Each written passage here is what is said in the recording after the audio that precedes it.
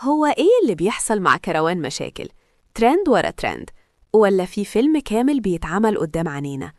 الراجل اللي فرحه وطلع ترند وبعدين اكتشفنا إنه مش حقيقي رجع تاني وفتح محل، والافتتاح نفسه اتحول لحفلة ترند جديدة بنفس الوجوه اللي حضرت الفرح، بلوجرز وتيك توكرز وشخصيات تحسهم طالعين من عالم موازي، وعلى رأسهم إنجي حمادة البلوجر اللي تعرضت للتحرش في فرح كروان.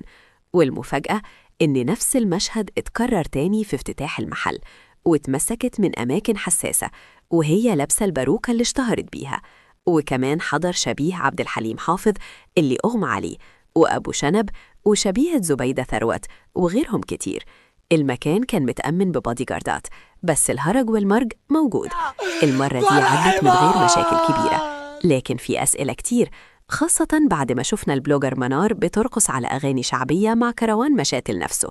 وبعد الافتتاح كروان طلع لايف مع إنجي حمادة لوحدهم وقال جملة غريبة: أنا عامل عبيط عبيط، بس لو ركزت هتعبكم كلكم. وضحكوا وهزروا كأن اللي حصل كله هزار.